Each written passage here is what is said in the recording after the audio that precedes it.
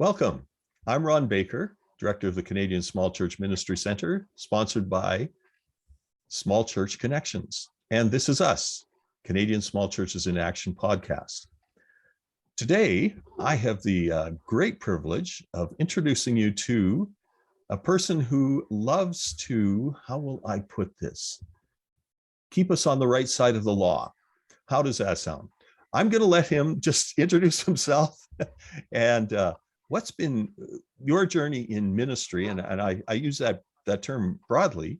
How have you journeyed into your current ministry that you're involved in? So Alberto, take it away.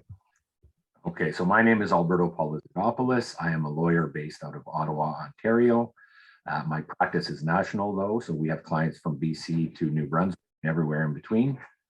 Our law firm is Canada's only openly Christian law firm devoted to serving churches and faith-based organizations. So we act for a wide array of clients, including universities and colleges and hospitals, soup kitchens, Bible camps, private schools, and all that kind of stuff. And it really happened in many ways, I was going to say quite by accident, and providential. So I came to faith in law school. I had grown up in a nominally Catholic home, and in law school, I met my current wife, who was a Christian, and I became very interested very quickly, and she made it very clear that she would not be interested in dating a non-Christian, and my response was, well, I'm a Christian. And so that started me on a path of exploration, which led me to a place of faith.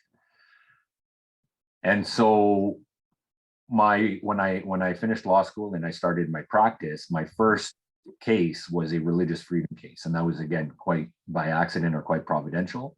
Mm-hmm. And that set me on a path of developing an expertise in religious freedom. And that really is my expertise, my legal expertise. And as a result of that, my clients just started to become churches, denominations, and other organizations, primarily Christian organizations. And in January of 2021, so last January, just over a year ago, I decided to break off from the firm I was in and to start a openly Christian law firm. And it had been a dream it had been something I'd wanted to do for a number of years, but I never really had the courage to just pull the trigger. And then circumstances in the fall of 2020 led me to a place where I made that decision. And so we've created a law firm called the Acacia Group. Mm-hmm. And so our services are primarily legal, but we do have a strategic and crisis communications division, and we're in the process of launching a philanthropy consulting division. So we're working with one. Excellent. Yeah, we're working with one pretty big client right now that has a large fundraising campaign. Mm-hmm. And so in a fundraiser to help navigate that issue. Wow. Yeah. So the goal here is, in my practice, I had often found myself having to retain the services of a media consultant, mm-hmm. and lobbyists and things like that. And so the idea here is we'd have it all under one roof. So it would be more cost effective, and all these strategies, whether it's communications or lobbying or legal, are funneled through the legal division to make sure that there's cohesiveness. Excellent. Now, let me just back up. You said you're part of the Acacia Group. That's a great name. I'm going to try and maybe I won't guess as to how you came to that, other than somebody stands under an acacia tree and gets called by Jesus. But is that close, or how did that come about? Well, so I'll tell you, we wanted something that would. We wanted a Christian name, and we thought about the Covenant Group or Covenant Lawyers or something like that. But we didn't want it to be so, I don't know what the right word is. I was going to say blatant. That's not the right word. So obvious. So as the Acacia Group, if you're a believer, you'll get the religious undertones of it. Yeah. And if you're not, you won't, because we have other clients as well. And so we didn't want to alienate those people. And so we thought, well, anybody who knows their Bible knows that a lot of the ceremonial things in the Old Testament, and particularly in the time of Moses and the Exodus, were built out of acacia wood. Yeah. And it is a hardwood that is long lasting. And I don't remember how we worded it on our website, but essentially we want to help preserve your ministry in the same way that acacia wood helped preserve the ark for 400 years, even though it was being carried all over the desert. Mhm. So that's the simple answer, is we wanted something that believers would resonate with and that non-believers wouldn't be offended by. Yeah. Well, okay. So small churches with the idea of Acacia and lasting for quite a while. And I've dealt with a number of small churches. They'll give you, 100, 200 years of history. And they sort of live off of what I would call, oh, well, that's the memory of how things are done. Why do you think we need to actually delve into and go back to and look through our own policies and procedures? We've been doing it for 100 years. Surely we're right. Well, yeah, and I'm happy to answer that. As I mentioned at the outset, Ron, my personal expertise. So as a law firm, we're full service. We have corporate lawyers, we have charity lawyers, we do employment law, we do a variety of things for churches and Christian organizations. My own personal expertise is religious freedom. Yeah.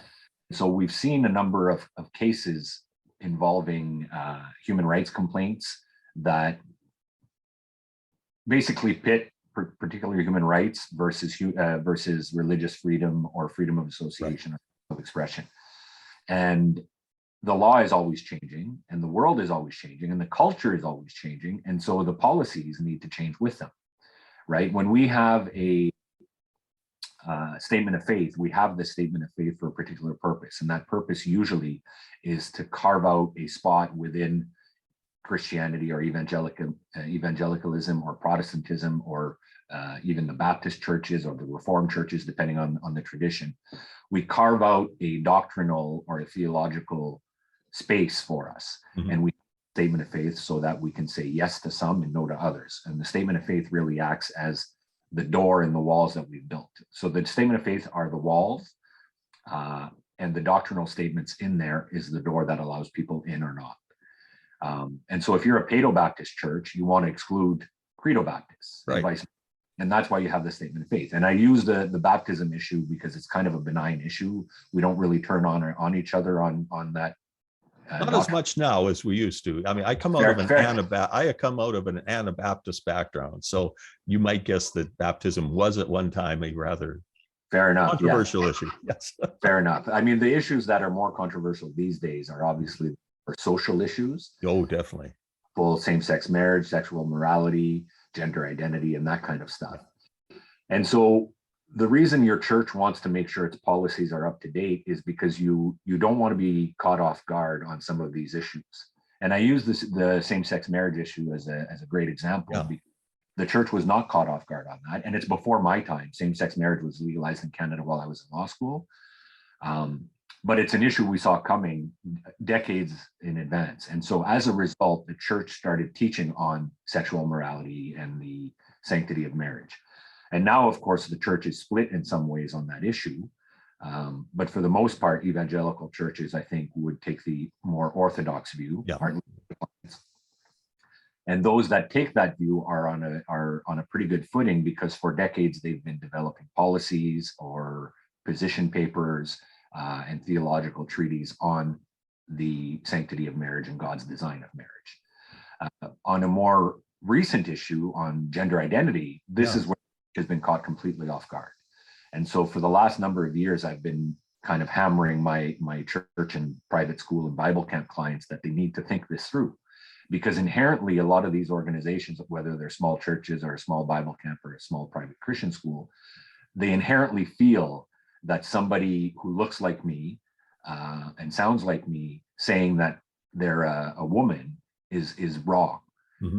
But they can't tell you why necessarily. And so we need to, as a church, and I use the church in the broad sense, think through where we stand on that issue. And some churches are what they call affirming, which is, that's why we have a more congregational view in some traditions. You can go and set that up if you want, but not all churches fall in that camp. And so if you have a more progressive view of gender identity, you're not going to want to be in a super Orthodox church. And vice versa. If you have an Orthodox view of gender identity and God designed us male and female in his image, then you're not going to want to be in one of these more affirming churches. Right. So that's where those policies and statements of faith and doctrinal statements become important, because inevitably you will at some point have a clash. And you want to be prepared to defend yourself under the law. And in terms of small churches, they're probably the most vulnerable to attacks. We know that there are certain activists out there looking to make noise and looking to cause trouble. And they're not going to target a large congregation of 2,000 or 3,000 people who can afford to hire a legal team and a public relations team to defend itself. They're going to target the small congregation in the rural area, in a rural area where there's 50 congregants and the pastor half volunteering his time, because that church is going to be more likely to cower. And that's certainly been my experience as well. The smaller churches are just not in a position to fight back, or they're afraid to fight back, or they're in a community where they don't want to alienate the rest of the town. And so that's where having these tight policies is a good proactive measure, because it will in some ways immunize you from such attacks. Okay, I'm gonna put my foot in my mouth right here and just say, in the area where I live, which is Western Canada, we have had a very strong presence amongst freedom ventures that are currently coming forward. And it seems that the fight back in smaller centers and smaller churches even has become almost violent in some ways. I'm not sure how we approach that now as small churches, where we're feeling we're reactive instead of proactive. What can we do best to return? I'm not even sure return is the right word, but how can we best deal with that? Well, I think reactive versus proactive is the exact proper terminology. And we as a church, and I don't mean this to mean small churches and small communities like the ones you're talking about. I also include that to mean the big, large congregations of 2,000 or 3,000 people in the city. We as a church have been failing at this. We've been reactive for the last 20 or 30 years and not proactive. And so the best thing we can do is shift our posture on that and start to think these things through. So the gender identity issue, for example, kind of came out of nowhere. But for those who have been paying attention to the shifts in the culture, it didn't come out of nowhere. It came out of nowhere for the church that has had its head buried in the sand for the last quarter century. So we need to start thinking about these things. We're supposed to be in the world, not of the world, but we still pay attention to the world around us. So saying that, and I appreciate, you've talked about one particular issue. Let's go to another issue, conversion therapy that's coming forward. Yeah. And well, I think it's forward enough now. My question is, and maybe this is why I want to maybe touch base with you, is just to say, so what's next that we should be looking at? But conversion therapy, we're looking at political activities and how much we can do politics, and it's a whole different society than what it was 30 years ago, as you say. What can we see on the horizon that's maybe just a little pinpoint that we need to be working on? Yeah, well, the answer to that, I think, and people that work in this realm see it coming. The next big issue for the church is going to be status. So right now we are still able to advance religion in a manner that is consistent with our sincerely held religious views. But I see the day coming, particularly with the current political trends in Canada, where unless you are prepared to sign off on a pro-abortion attestation, you don't qualify for charitable status. Now, we saw that years ago with a different program. And I think we will see that. And of course, this current government made it clear in the last election that it would target certain organizations that, and I use the abortion issue, they would target pregnancy centers, charitable status. And so that's step one. Step two is going to be churches and other Christian organizations that are not going to affirm a particular political position. That's the horizon I see. Now, I'm glad you raised conversion therapy, because that is now the law, of course, as you know. Yeah. So now it would be illegal for a pastor to have discussions with certain congregants. And if I don't know if any of my clients watch your show or listen to your podcast, but they've heard me tell the story I'm about to tell you multiple times over the last month. So I have a friend who is a committed Christian, is a care worker in his late 20s, and struggles with same-sex attraction. And that's the term he uses, not the term I use. And he is engaged to be married to a woman and is trying to live a life that is consistent with the more traditional biblical view of sexual morality. Mm-hmm. So he's in recovery and he's doing that work. And about a month and a half ago had a relapse. And so his wife, my wife, and I sent him a text saying, look, I'm here if you want to talk, if you want to pray, I'm happy to just listen. And so we had a chat and he told me what had happened. And we concluded with me praying for him. And my prayer included a prayer that he would be alleviated from the temptations and he'd be able to resist certain urges because that's what he wanted. Well, today that prayer would be illegal because that prayer would be considered conversion therapy under the definition this government has created of conversion therapy. So now, 3 months ago, if you were a pastor and you had a 20-year-old guy come see you, or a 40-year-old guy, it doesn't matter, come see you, Pastor, I'm struggling with pornography and I want to stop. I know it's wrong. Can you help me? Can you hold me accountable? Can I install the software on my devices and have you as my accountability partner? Can you pray with me? You could say yes. Now, as a pastor or an elder or a Christian counselor, your first question has to be, well, what kind of pornography is it? If it's heterosexual pornography, I can help you. If it's homosexual pornography, I can't. So, it's a huge shift in how we can provide pastoral care and counseling to people within the church. Okay, so this brings up all sorts of questions, particularly in a small church, and I'm currently pastoring a small church. Questions that relate to the freedom issues that are currently coming forward. How far can a small church step into political discussion without getting their head chopped off?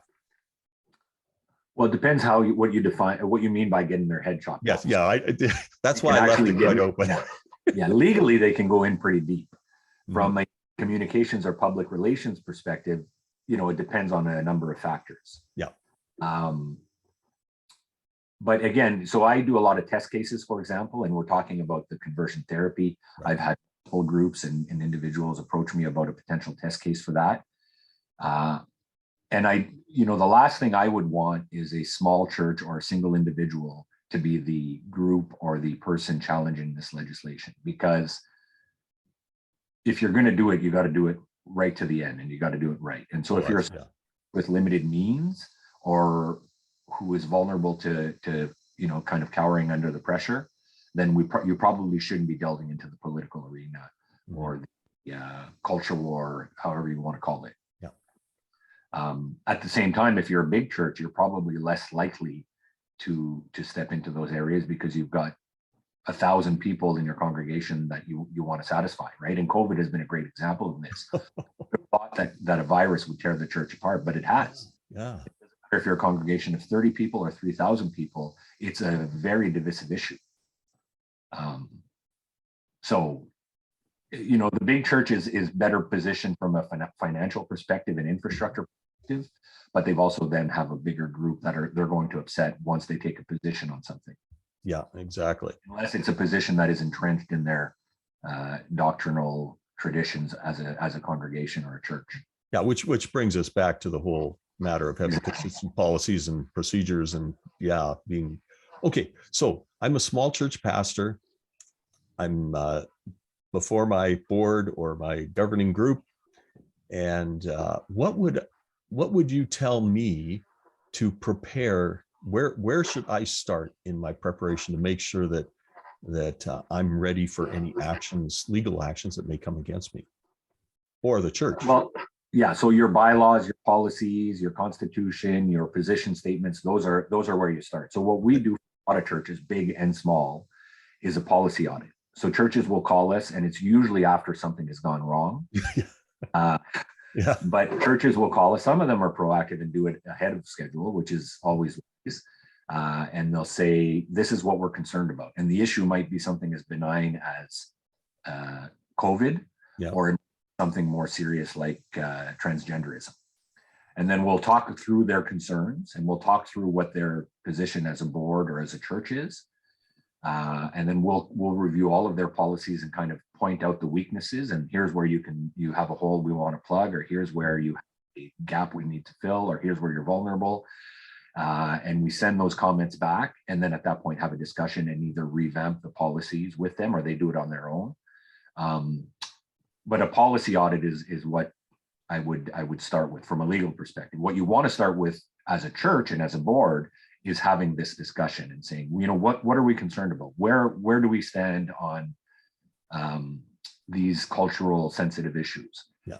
And what are we going to do about it? What are we going to do if we have a same-sex couple approach us to rent our space for a wedding? They're not asking us to officiate it. They just want to use our hall. So those are the kinds of questions you want to discuss as a board.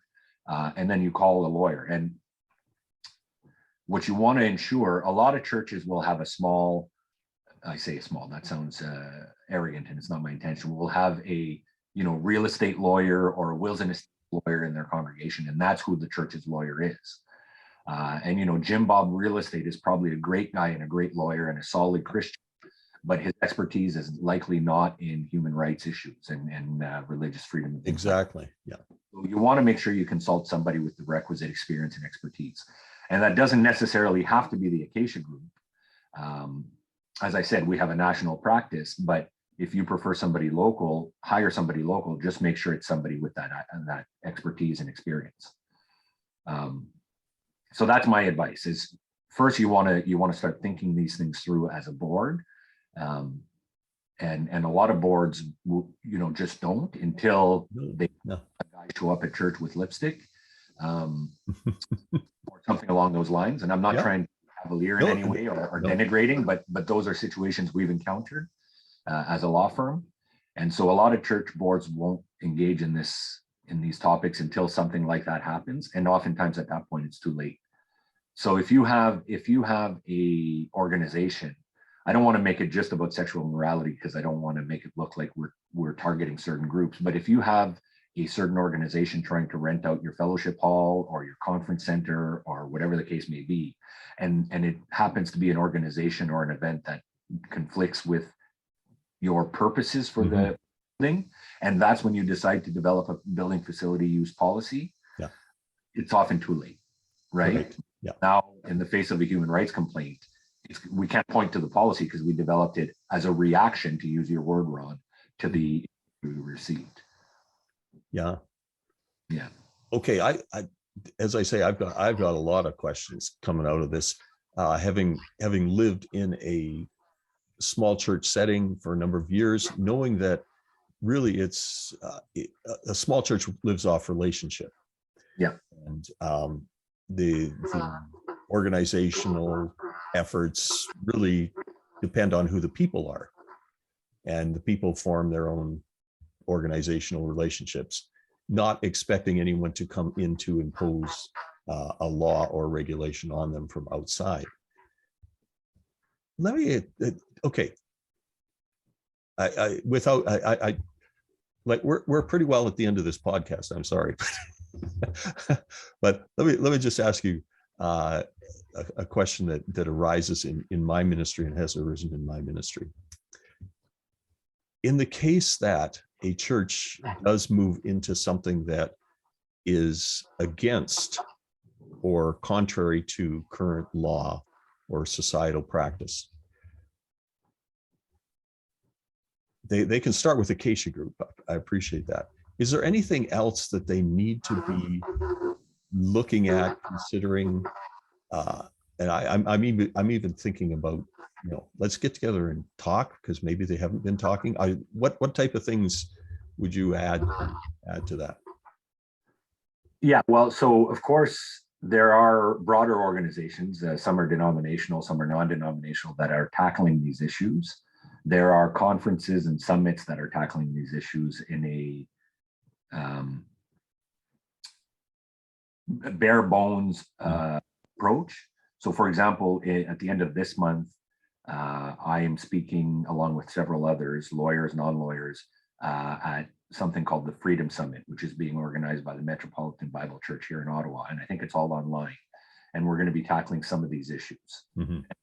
You know, attending those kinds of events is a good idea, because if nothing else, it'll get the idea in your of what's coming and what you need to be worried about. But yeah, my advice would be bring it up at the next elders meeting. Yeah. Bring it up at the next congregational meeting. You know, that might be, you probably should bring it up with the leadership before you do it with the entire congregation. Have somebody on the board start looking into what issues are out there and what issues we need to worry about. And, you know, it's not hard, because there are all kinds of organizations that do that already. The Evangelical Fellowship of Canada, Oh, yes. Yeah. Canadian Council of Christian Charities, although they've rebranded, and I don't remember what the new one is, but they're still the 4 Cs. Mm-hmm. Association for Reform Political Action, Christian Legal Fellowship. There are a number of organizations like that that are flagging these issues and highlighting them either ahead of time or in the early stages. And so you can take a look at those websites and those the publications those organizations put out and kind of see what's coming down the pike. And then you go back to your next board meeting and you say, well, I read this on the EFC's website, or I read that on the 4C's website. You know, what do we think of this? And then have that discussion as a board. And then, you know, call us. We're happy to help. And if you'd rather have somebody local or more geographically close, no problem. We'll help you connect with somebody in your area. Obviously, we're a business, and I have a family, and I want to, you know, pay my mortgage, support my family. But the purpose and goal of Acacia Group is to serve the church. And if that means passing up on a file to send you to somebody who's better qualified or better positioned, we're happy to do that. Yeah. I've appreciated just popping onto the website. You have an ebook, pamphlet, whatever we want to call it, on protecting your ministry and your church from human rights. You stand out as a type of group that would want to, how will I put this, not make us scared of the society we live in. And I live in a place in an area that has great fear of current government, and so trying to find some way around that fear, or to live in the world and yet not be of the world, very difficult situation. But, you know, trying to find that way is, yeah.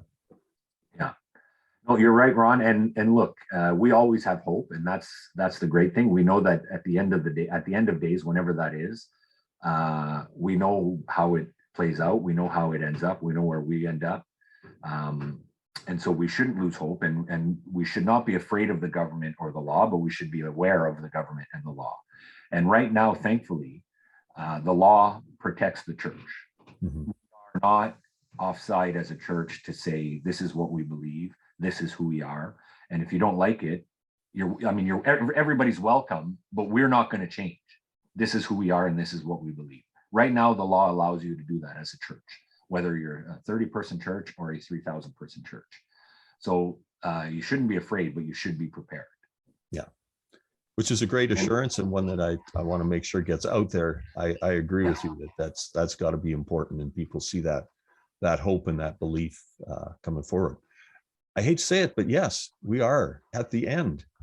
And Alberto, this has been great. I have just enjoyed this. And as I say, I've got about 1,000 more questions. So I guess Acacia Group may end up with all sorts of little emails coming in saying, hey, what about this? What about this? So, which is great. Yeah, we're happy, you know, you might have to give us a day or two to answer the email, but we're happy to take those emails. Oh, that sounds great. Yes, thank you very, very much. And blessings on your ministry. Well, thank you very much. It was a privilege to do this.